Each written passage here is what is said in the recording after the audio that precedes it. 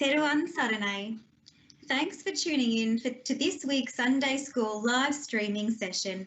I'm Vilini Teacher and I hope everyone is well and safe at home. It's lovely to have you all here for the last session of Term 3. On today's panel, we have Venerable Shanta Vimalatero, who will be presenting on Saddha. This is the confidence in the Noble Triple Gem based on wisdom and investigation. Our very own Silmini Bandara of Year 9 is our second speaker and will be illustrating the nature of impermanence with regards to our external appearance using a very important story about Venerable Kemar theory. Just a reminder that these presentations, while they're designed for our older students, can be useful for everybody. Please tune in. I'm sure we can all learn and refine our Buddhist knowledge.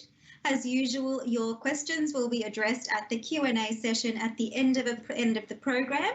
And a quick reminder for our MS Team viewers to post questions via the question mark on the top of the screen, and YouTubers can post in the chat. Relevant questions only, guys, as our time is quite limited. Okay, so let's make a start. May I respectfully invite Venerable Shanta Vimalatero to administer the 5 precepts and then guide us all in a brief meditation session. All our students can now be sitting nicely, relaxed and hands together, please. Ready to go. Avasarai Swamin Vahanse. Thank you, Dilini Teacher. Good afternoon, everyone. Please say Namo Tassa 3 times in order to observe 5 precepts.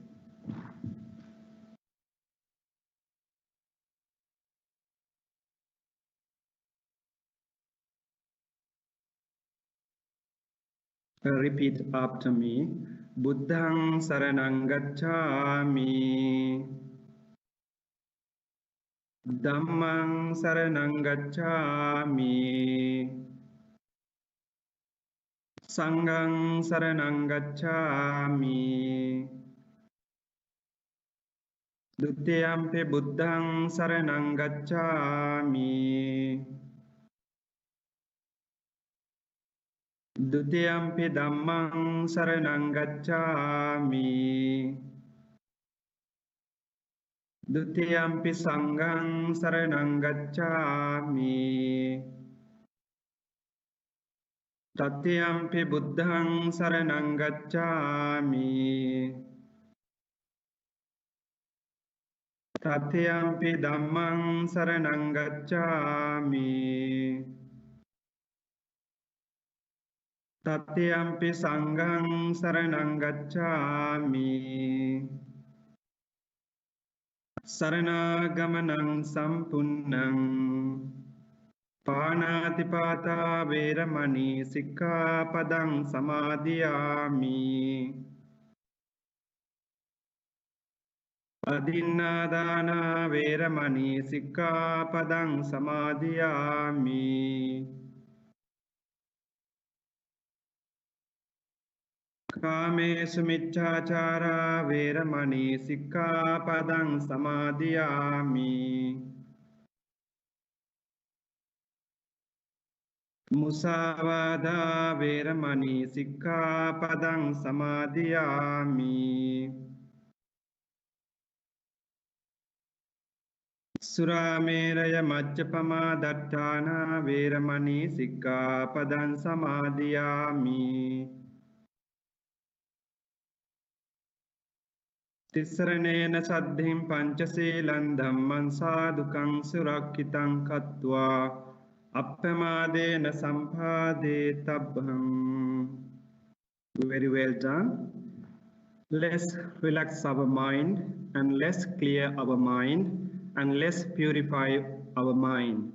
In order to purify our mind, in order to clear our mind, there is some specific system and method that Lord Buddha has taught to the people with a lot of enormous compassion and love. That is called meditation. So we are going to practice meditation for a while, maybe 5 minutes or less than 10 minutes. We can practice meditation. As usual, I want you to practice breathe in and breathe out meditation. We call Anapanasati Bhavana. followed by loving kindness meditation. So when you practice Anapanasati Bhavana, it helps you to concentrate your mind, and it helps you to arise or cultivate or develop wholesome thoughts in your mind. And also when you practice loving kindness, actually it generates love and compassion towards all living beings who are near to you and who are not near to you, and who are born and who are not born or unborn. So thinking that we can spread our love and compassion towards all living beings in this world. So please, children, sit properly, find a place which is very comfortable for you to, and sit comfortably and place your palms on your lap. As you know that, put one's palms on each and place them on your lap. And then try to keep your back straight and try to relax yourself and gently close your eyes. And having closed your eyes, try to do some self-scanning of your body. Start from your top of your head and try to bring your attention to your top of your head and relax it, and followed by your face and your neck and your shoulders and your back of your body and your arms, hands, and your legs, and up to the lower parts of your body and up to your feet, toes. Relax, completely relax your full body. And having relaxed your full body, just aware the natural process of breathe in and breathe out. You don't have to bother of thinking that I am breathing in and I am breathing out. Just observe. It's a natural occurrence. It's natural happening in your body. Just try to bring your attention to your nose area. Try to bring whole attention to your nose area. That is the place that you need to concentrate on. Please try to bring your attention to your nostrils, and when you breathe in, try to observe it, thinking that I am breathing in. When you breathe out, just aware, just concentrate, thinking that I am breathing out. In this way, you don't have to think about or don't have to worry about any sounds that you hear or any difficulties that you face or experience. Just try to ignore them and try to bring your attention back to the breath. And please keep on focusing on breathe in and breathe out. Just focus that natural occurrence. When you concentrate on your breath, it slowly helps you to calm down your mind. When you observe this natural occurrence, you may feel that serenity, peace in your mind and in your body. You will feel the relaxation of your mind and your body when you focus on breathe in and breathe out. Slowly try to do this Anapanasati meditation for a few minutes, and then we can practice loving kindness meditation later on.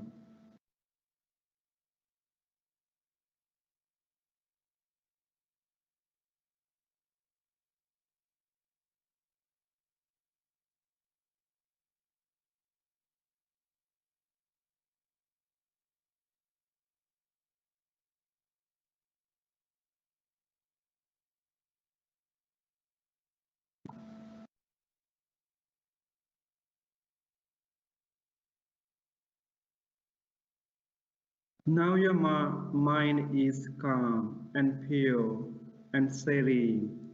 With that calmness, with that pure mind, let's spread,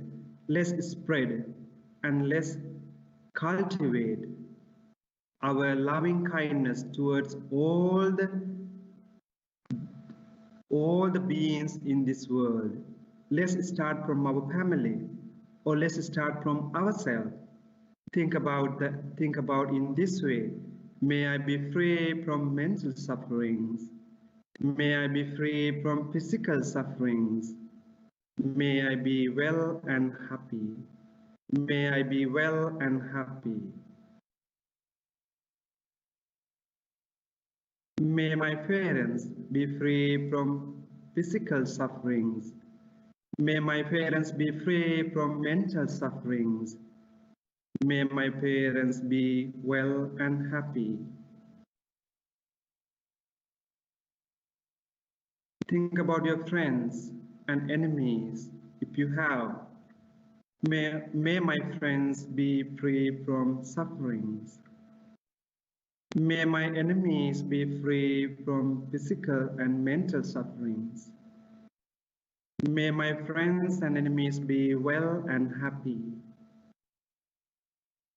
May all sentient beings who are near to you, who are not near to you, and who are born and who are unborn, be free from mental sufferings, be free from physical sufferings. May all sentient beings be free from all danger, all sicknesses. Finally, may all sentient beings be able to attain final goal of Nibbana. Sadhu, sadhu, sadhu. Very well done.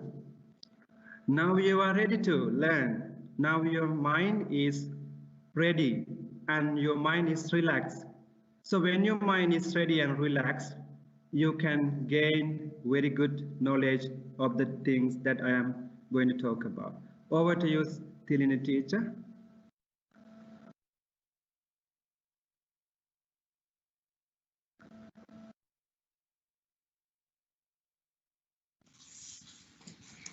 Thank you, Hamudurwane. Venerable Shanta Vimalathero is also our first speaker of the session and will be giving us an empowering message about our confidence in the Buddha, Dhamma and Sangha that's drawn from analysis and knowledge rather than blind trust. Buddhism is quite unique in drawing that distinction. Avasarai Swamin Vahanse. Thank you, Dilin teacher, once again.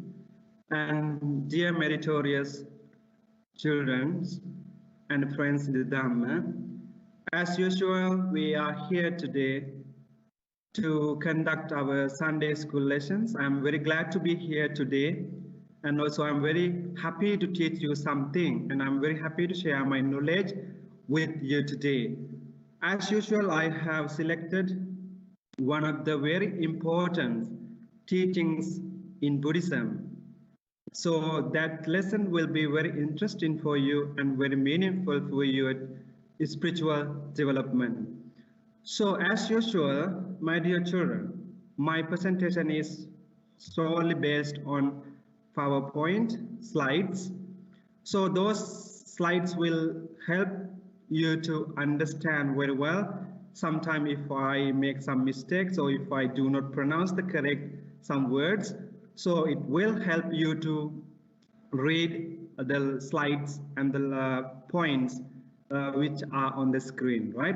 So let me begin my presentation. So you all know my name. My name is Shanta Vimala, and I have been here in Dhamma Sarana temple for some times. And let's move on to our topic. What is the topic today?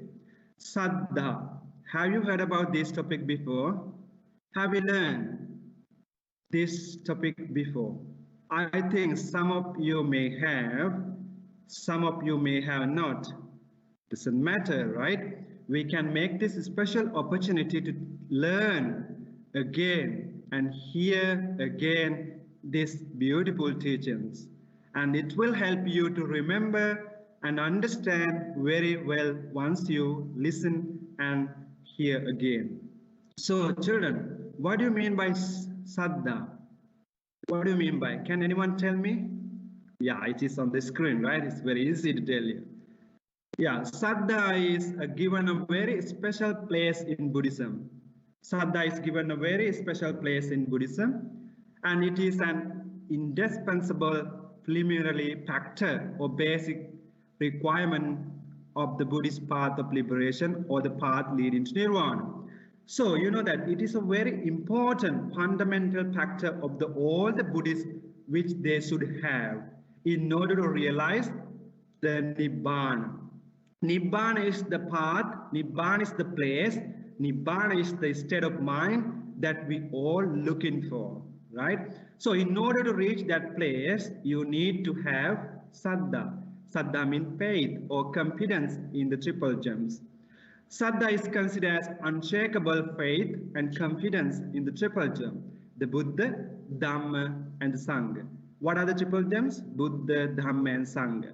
The commentators define Saddha as follows. Characteristic of the serenity of mind, Saddha, Sampasadana Lakkana Saddha. You know that commentators are the people who give their comments, their ideas on some certain subjects, right? So commentators have given the ideas about this Saddha as well. So Sampasadana Lakkana Saddha. The happiness or serenity of the mind is called Saddha. So the Buddha has warned his followers to be away from mere Saddha. You know that there are two types of Saddha actually, two types of confidence. Don't worry, later on we can explain. Saddha, mere Saddha, blind faith as devotional belief in the teacher. So the Buddha did not encourage the followers or the devotees to have blind faith, right? Blind faith or mere Saddha. There is no place for irrational belief or blind faith in Buddhism. Therefore, Saddha in Buddhism is a rational, critical belief with an investigation. What is the important point here? When you have confidence in the Buddha, Dhamma, and Sangha, it should go with investigation. You should have critical knowledge and critical investigation in the Dhamma, in the Sangha, and also the teachings of the Buddha. The Buddhist Saddha is based on wisdom and investigation. That is why the Buddha said that Saddha with wisdom and investigations give you a very good foundation to reach Nibbana. Now think about yourself. If you have the irrational believer or blind faith person, then you may not really understand the teachings of the Buddha, right? So therefore you need to have wisdom and also investigation with Saddha. So as you can see now on the screen, children, there are two types of faith in Buddhism, Saddha. What is the first one? First one is Amulika Saddha. And the second, Amulika means blind, irrational, baseless or ruthless faith. Next one is Akaravati Saddha, confidence based on reason and experience. Which one do you think is the most important one? Can you guess? Can you tell me which one? Yes, Akaravati Saddha is the most important mental state of our mind, which will be helpful for us to reach Nibbana. Let's move on to the next slide, please. Yeah, let's talk about a little bit about Amulika Saddha, or irrational or baseless, ruthless faith. The Buddha gave complete freedom for his disciples to follow, to think and investigate. He did not want his followers to follow the teachings with blind faith, right? So he is unique in the history of the world religious because he asked his disciples to investigate about him whether he really possessed this quality as the Buddha. So the Buddha said that Ehi Passiko, come and see. The Buddha did not ask his disciples or devotees, come and believe. What other religions do?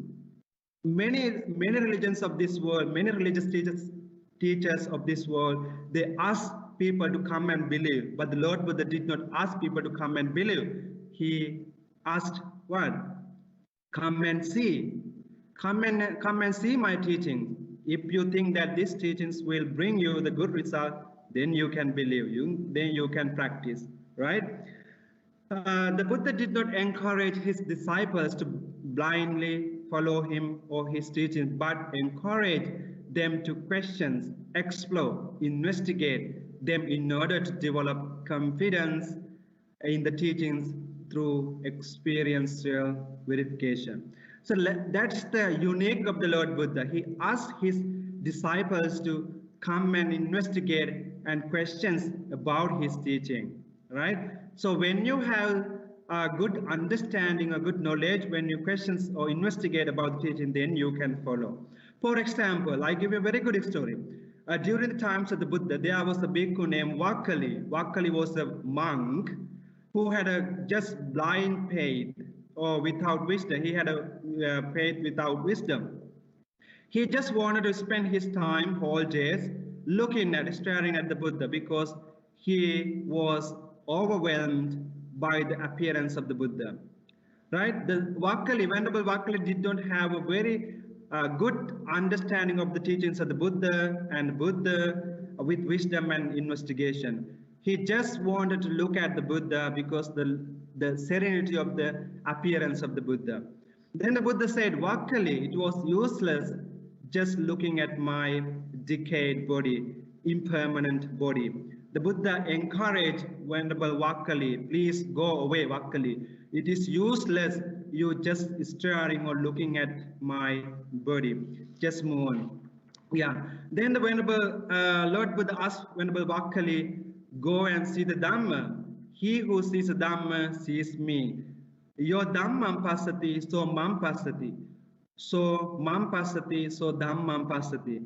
The Buddha said that those who sees me sees the Dhamma. Those who sees the Dhamma sees me. That is the philosophical advanced teachings of the Buddha. The Buddha said that if you see the reality of the Dhamma, when you see the Dhamma, actually you see the Buddha. When you see the Buddha, you see the Dhamma. It doesn't mean that just looking at the appearance of the Buddha, but his teaching. Right? So therefore the Buddha said that please do not have blind faith or faith without wisdom and investigation. This story tells us Saddha must be used as an instrument to practice the Dhamma. Both Saddha and Prajna should go together or should exist side by side.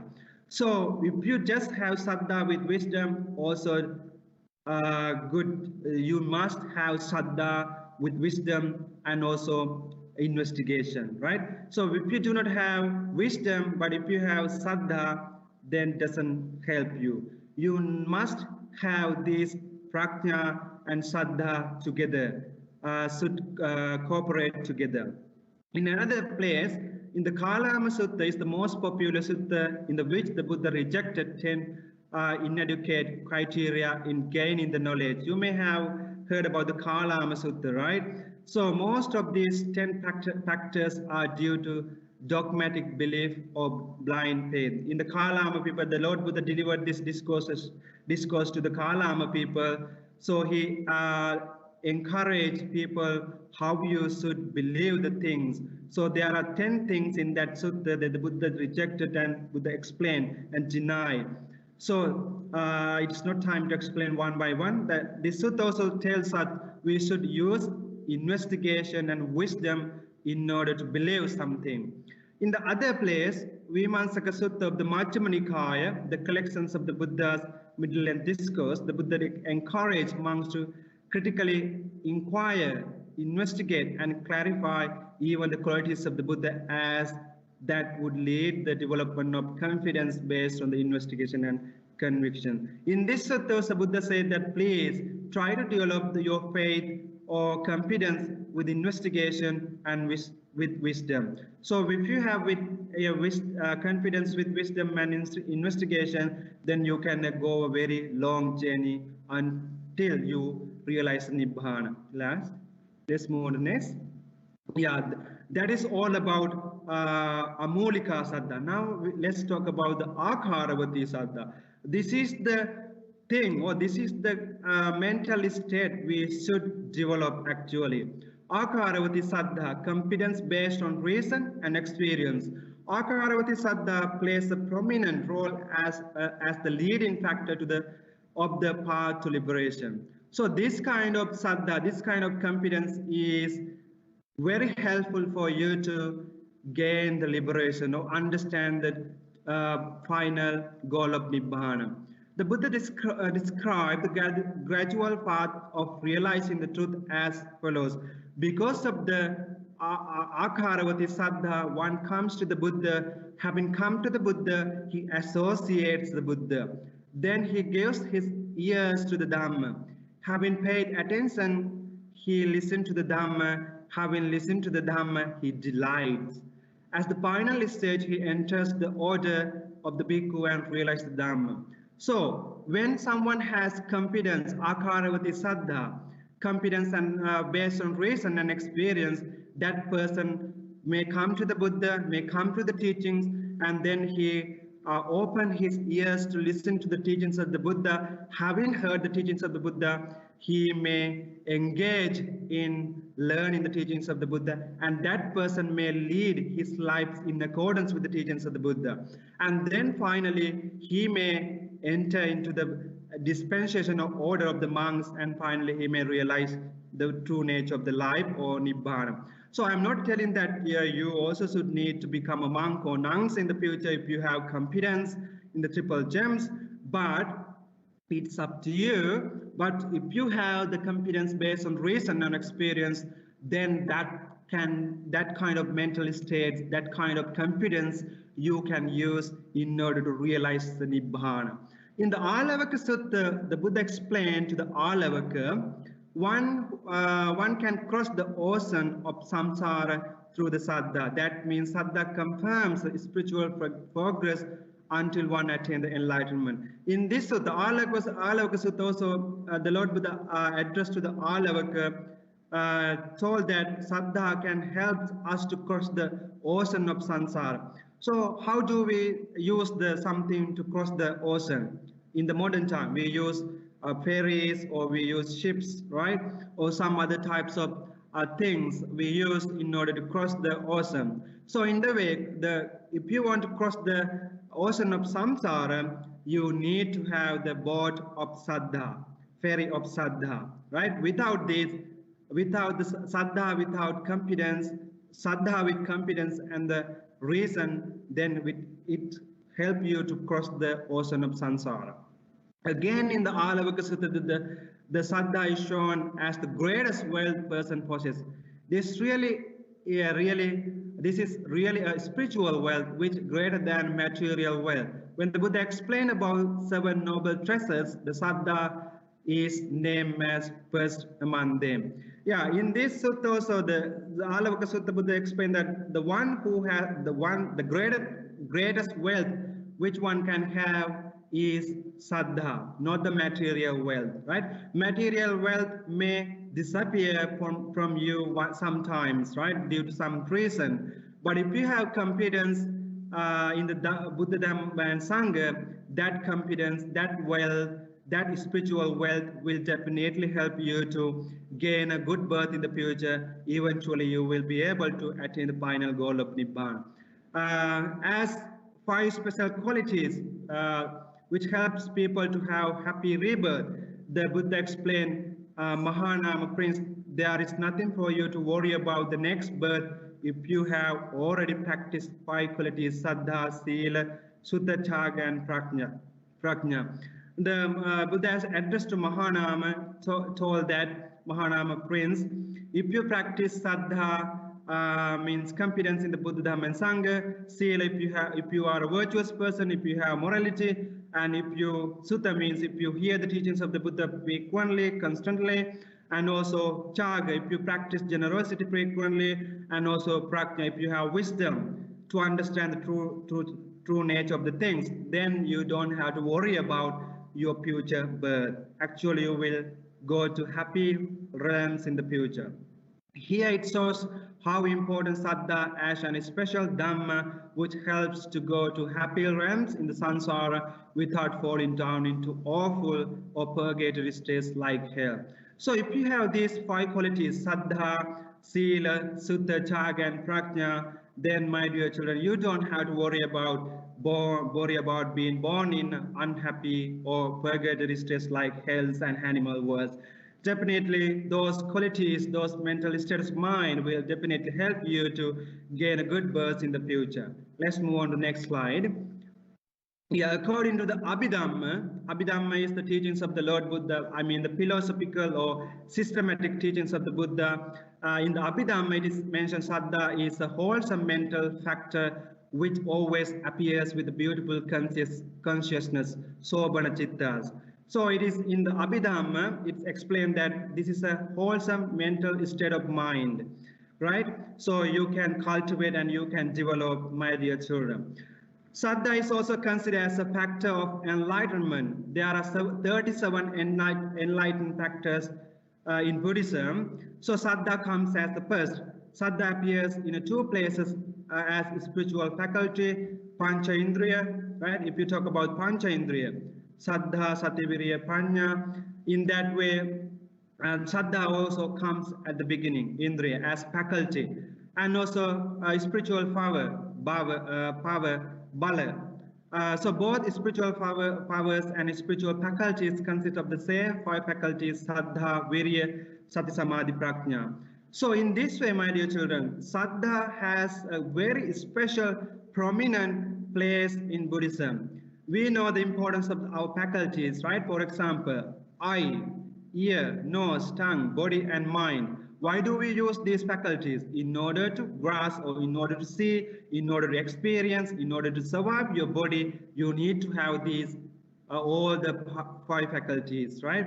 They are physical faculties through which we identify the world and obtain the sense cognition. Then what Saddha does as a faculty then? It is a faculty which leads us to generate and develop wholesome thoughts within us. So when you have Saddha confidence with the reasons and wisdom in the triple gems, then you will always cultivate good thoughts and wholesome thoughts in your mind. Let's move on to the next slide, please.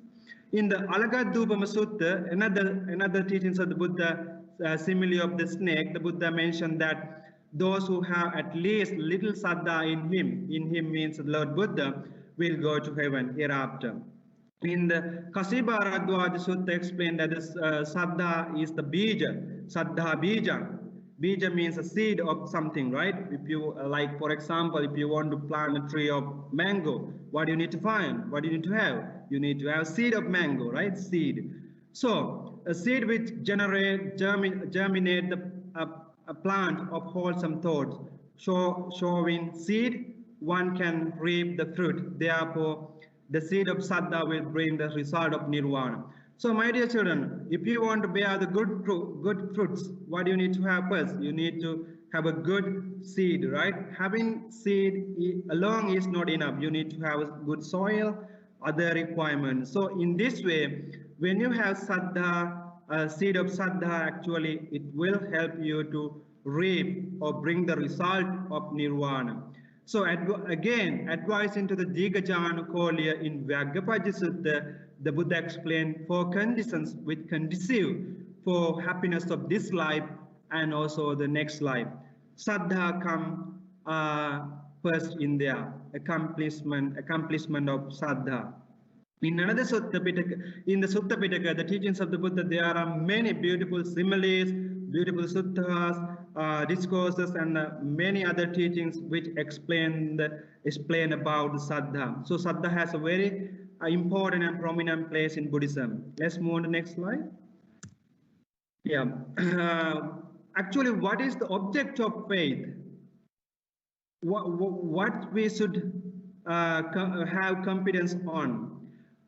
Objects of faith in Buddhism are the triple gem, the Buddha, Dhamma, and Sangha, which are also known as the triple treasures or triple gem. The Buddha, not as a personality or God, but as an enlightened teacher. You should have the confidence in that way.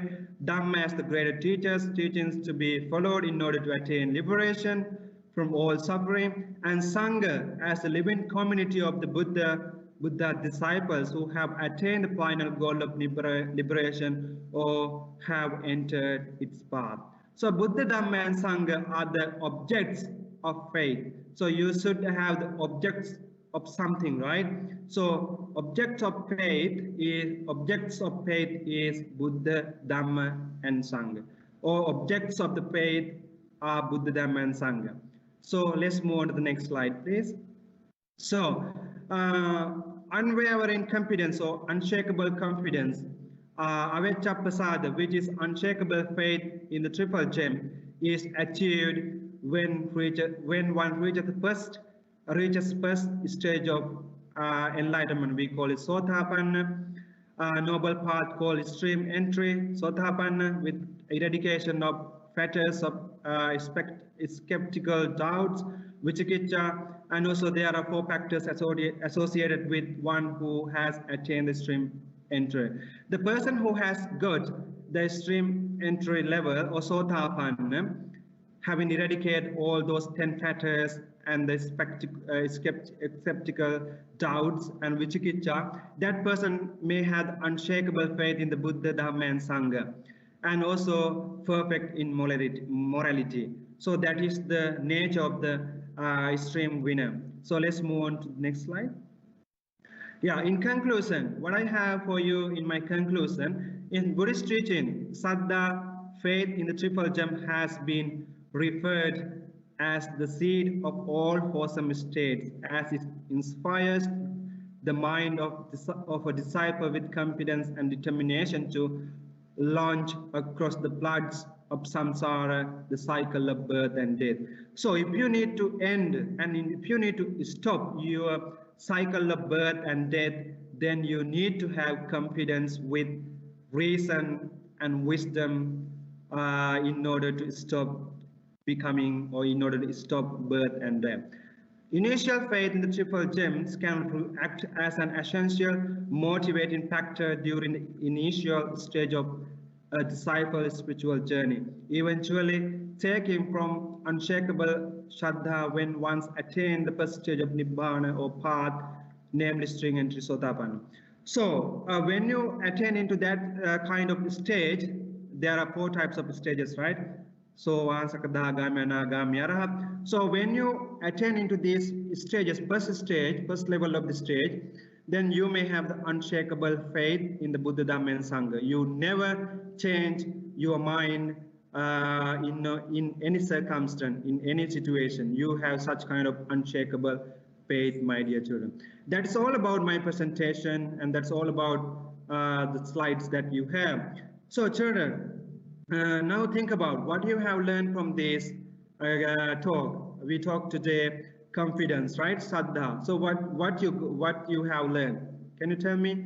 Yes, you have learned about confidence. How you should have confidence? You should have confidence with wisdom and reasoning about or investigation about the teachings of the Buddha. Don't just believe, or don't just believe with blind faith. Please come and investigate, come and see, and if you think that those teachings will benefit for you, will be beneficial for you, then please try to understand. So this is all about the faith, and if you have any questions regarding about this presentation, and if you have some comments in order to develop my presentation further, please don't hesitate to tell me or ask me. Thank you very much. Over to you, Dilini teacher. Thank you, Venerable Shanta Bimalatero, for a very engaging and useful talk during our session today. So students, it was great how the Swamin Vahanse was able to tell us about the different types of faith, the reasons behind the correct way to build faith, as well as the benefits that we can gain from faith and confidence founded in analysis and investigation. Remember that the more knowledge that we gain, the better able that we're going to be able to differentiate the good from the bad and then continue on the right path. Our next speaker is Silmini. We should be so proud that our students are taking the stage and sharing their knowledge with us all. Silmini is a hardworking and diligent student who's going to give us a presentation on Venerable Kemar Theri.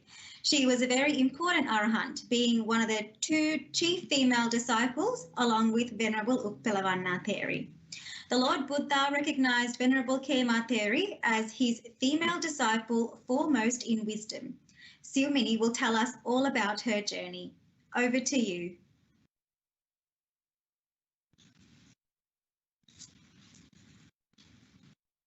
Thank you, Dhamma teacher, and Dhamma Sarana, venerable monks, teachers, parents, students, and other listeners.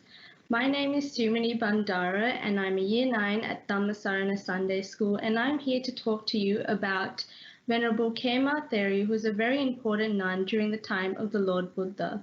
So I have a small PowerPoint presentation to show you, so let's have a look at the slides now.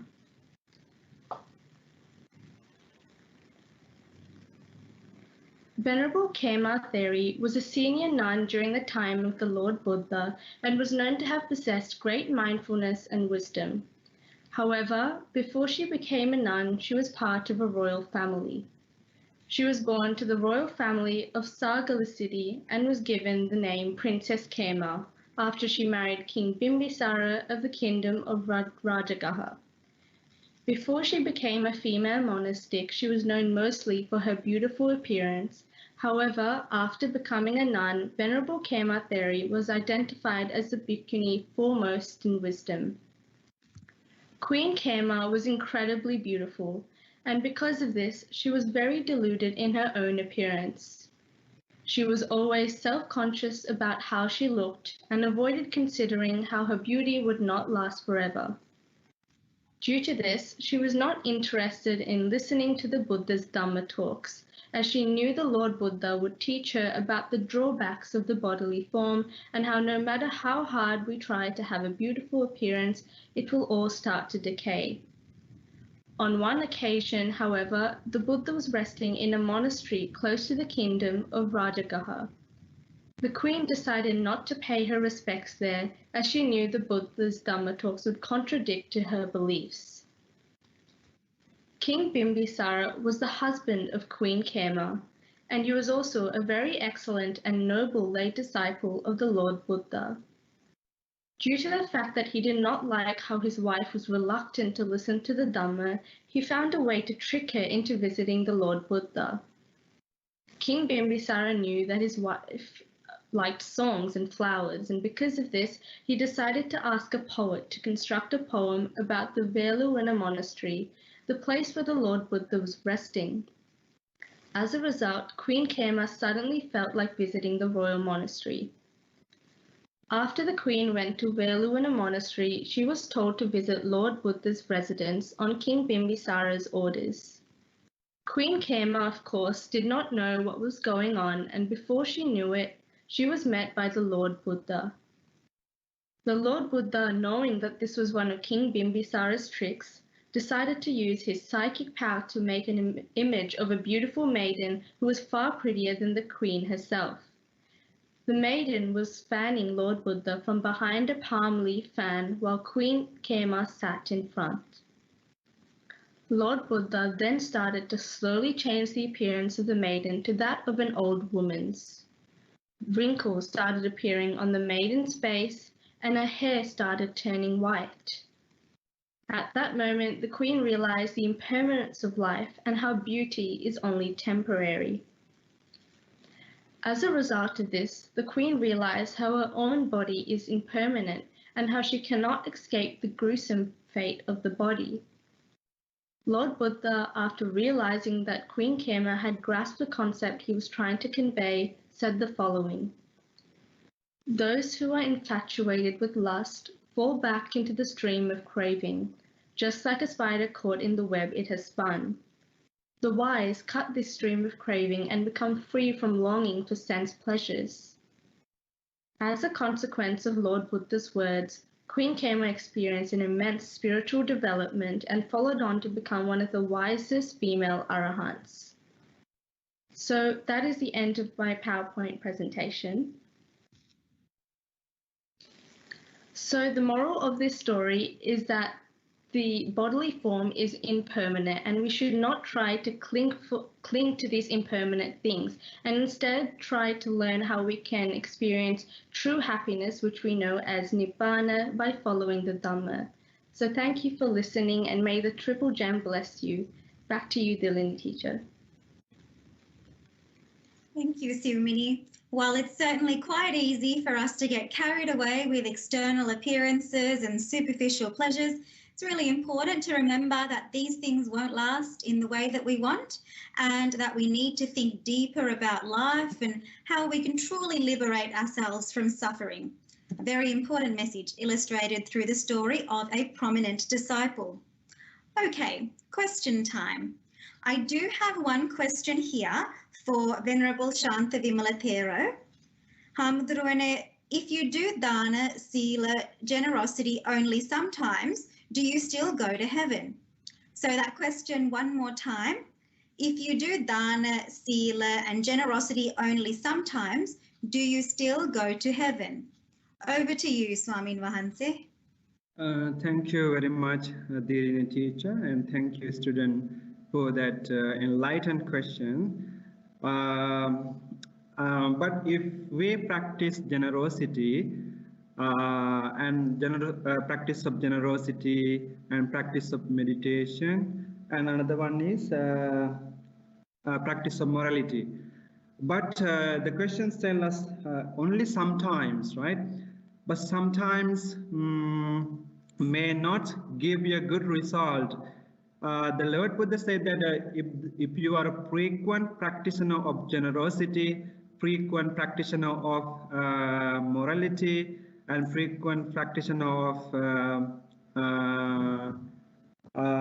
meditation, dana, sila, bhavana.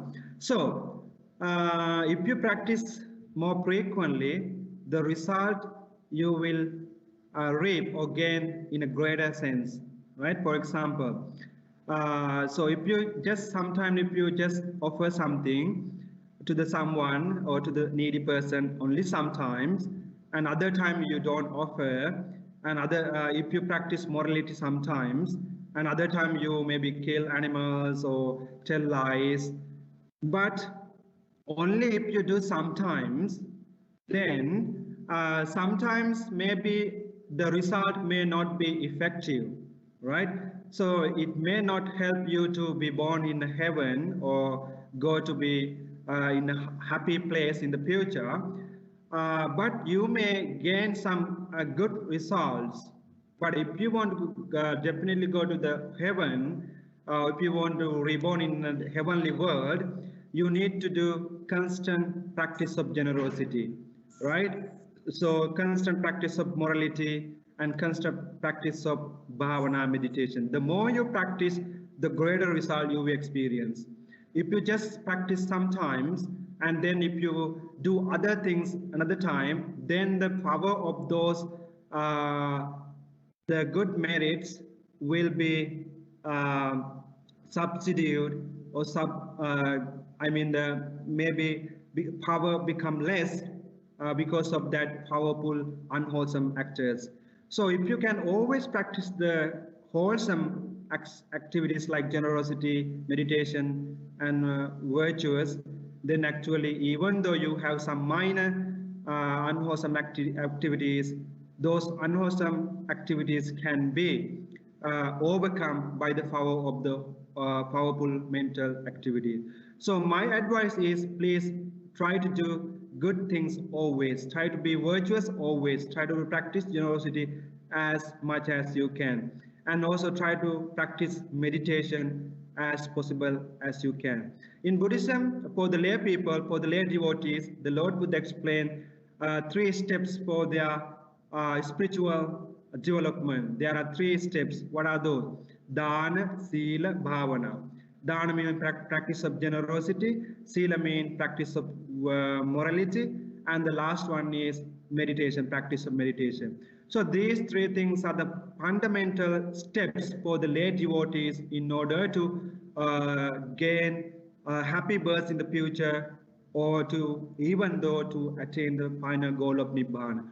If you become a monk, then it has another 3 systems. Sila, Samadhi, Prajna. Morality comes first, and then Sila, Samadhi, meditation comes next, and then wisdom. So for my advice is, please try to do always. Yeah. Then you can gain a good result in the future. Over to you, Thilinda teacher. Thank you, Hamudurune, for clarifying that. I have a question now for Silmini. The question is, was Kemar Theri the most senior nun? That question one more time. Was Kemar Theri the most senior nun? Over to you now, Silmini. Thank you for that question, Dilini teacher. So although Venerable Kemar Theri was one of the senior nuns, she was not the most senior nun during the time of the Lord Buddha, because there was also other bhikkhus such as Venerable Uppalavana Theri. As for monks, examples of senior monks would be Venerable Moggallana Thera and Venerable Sariputta Thera. So the answer to that question is Venerable Kemar Theri was not the most senior nun. So back to you, Dilini teacher. Thank you, Silmini. So there were four very chief disciples during the time of the Lord Buddha, two male disciples, Venerable Moggallana Thero and Venerable Sariputta Thero, and two chief female disciples, Venerable Kemar Theri and Venerable Uppalavana Theri. So thank you everybody for your attention. I have a really important message for everybody. So I'm just going to share my screen because all of the details are on there. If everyone could just get their pen and paper out so that you guys can write down some dates as well as the email address. So just before we wind up, as you know, this is the last lesson of term 3. We will send our special event email in the first week of October, informing everyone of the exact start date of term 4 and the nature of the classes. So we've had some requests to conduct the Zoom-based classes for years 5 to 10 in a similar way that we run these classes for our younger students. So we'd like to know about your preference, whether or not you want the Zoom classes or you want the online presentations like we've been doing so far. So please email your thoughts to us by the 26th of September. So that means you've got about a week to let us know.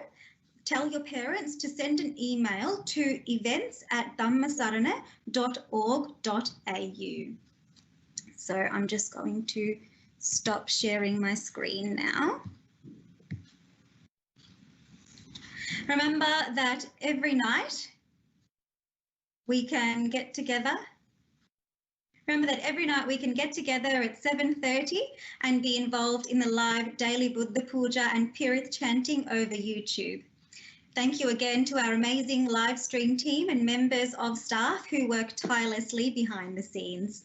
Thanks to everybody who participated and take care during these times. I will now respectfully invite the Venerable Shanta Vimala Thero to conduct the sharing of merits so that we can conclude our session. Avasarai Swamin Wahanse. Thank you, Dilini teacher. Before I conclude the last part of our presentation, I have one of the questions just I received now. The question is that if nothing is permanent, is Dhamma permanent? Actually, nothing is permanent in this world. Even the Dhamma is impermanent. So the Dhamma will not last long forever in this dispensation. So it will come to end sometime. There's a discourse called Satta Surangama Sutta. Then the Buddha explained that how this world comes into be and how this world become to end. And also in the Aggañña Sutta, the Buddha explained the origination of the universe. So that nothing is permanent. Dhamma even itself is not permanent. So that's why we encourage people to study and learn, practice the Dhamma as soon as possible, because you all have got a rare human birth. You may not be able to, or you may not have chance to gain a human birth again in the future. So therefore we encourage you to practice the Dhamma, practice meditation, practice generosity, and be virtuous, and try to become enlightened or extreme enterer within this Gautama Buddha dispensation. So don't wait until the future Buddha Maitri, right? So before that, even you can become a extreme enterer that will be the winning factor of your life, winning factor of our life. So wishing that, let's transfer merits to our actually departed relatives and also deities. So first we give some merits, we dedicate some merits to all the divine beings and the celestial beings. May all celestial beings, divine beings be able to rejoice and come forward and rejoice these good merits, and having rejoiced all the good deeds that we have done today, may all the deities and divine beings, celestial beings be able to rejoice, and having rejoiced, may they be able to extend or develop their celestial world, divine world further and further. And last, and in return, may all divine beings extend their kindness, protections, guidance, spiritual support for all the members of your family. And may all the divine beings also be able to attain the final goal of Nibbana. Wishing that we recite these stanzas together.